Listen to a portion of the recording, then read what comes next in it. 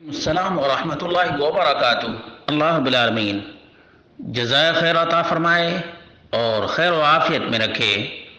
سوال یہ تھا کہ جو لوگ مزاروں پر جا کر مردوں کی دہائی دیتے ہیں اور جن کو یہ اولیاء کہتے ہیں ان کے بارے میں کیا حکم ہے، اور جو لوگ مردوں کی قبروں پر جا کر ان کو کہتے ہیں کہ ہماری یہ بات اللہ تک پہنچا دیں اور وسیلہ بن جائیں، تو ان کا کیا حکم ہے؟ اس کا جواب یہ ہے کہ زندہ رب کے لیے مردوں کی وساطت اور مردوں کا واسطہ نہیں چاہیے۔ جو رب کائنات علیم بذات الصدور ہے، اس کو مردوں کے وسیلے کی ضرورت بالکل نہیں ہے۔ یہ نادان اور جاہل اور شیطان کے پجاری ہیں،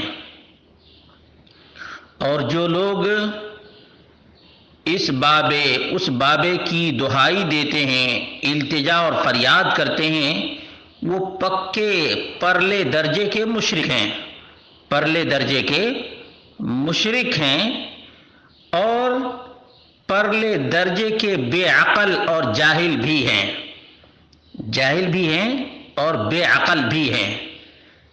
اس لیے ایسے لوگوں کو مشرک کہا جائے گا، کیونکہ جس طرح سے لات اور عزا کے پکارنے والے مشرک کہلائے، اور جس طرح سے ہرے رام ہرے کشنا کی دہائی دینے والے مشرک، اسی طرح سے ہائے ہجویری، ہائے گجویری، ہائے گندیشا، ہائے ملنگ، یہ سب کے سب مشرک ہیں، مشرک۔ ان کے پیچھے نماز بھی درست نہیں ہے۔ اللہ رب العالمین مشکل کشا ہے، حاجت روا ہے، وہی سب کی دعائیں سنتا ہے، قریب بھی ہے، مجیب بھی ہے، سمیع الدعا بھی ہے۔ اللہ رب العالمین کی یہ سب نام ہے، نام سمیع الدعا، دعاؤں کا بہت بڑا سننے والا۔ ان قبر کے پجاریوں سے سوال کرنا چاہیے کہ تم جب نماز پڑھتے ہو تو نماز میں کس کا واسطہ اور کس کو وسیلہ بناتے ہو؟ بولے گا نہیں، کسی کا واسطہ نہیں، ڈائریکٹ اللہ اکبر کہنا چاہیے۔ مردود دعا تو عبادت ہے، الدعاء هو العبادہ، تو دعا میں تم اس کو بیچ میں کیوں لاتے ہو؟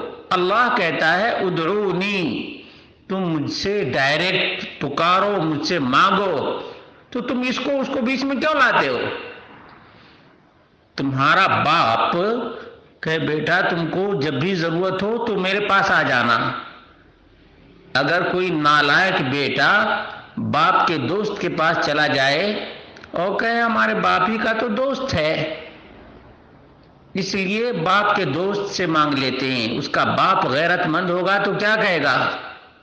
کتے، میں تمہیں ایک ایک پائی کر کے دیتا ہوں اور تو میرے دوست کے پاس جا کر تو میرا انسلٹ کرتا ہے۔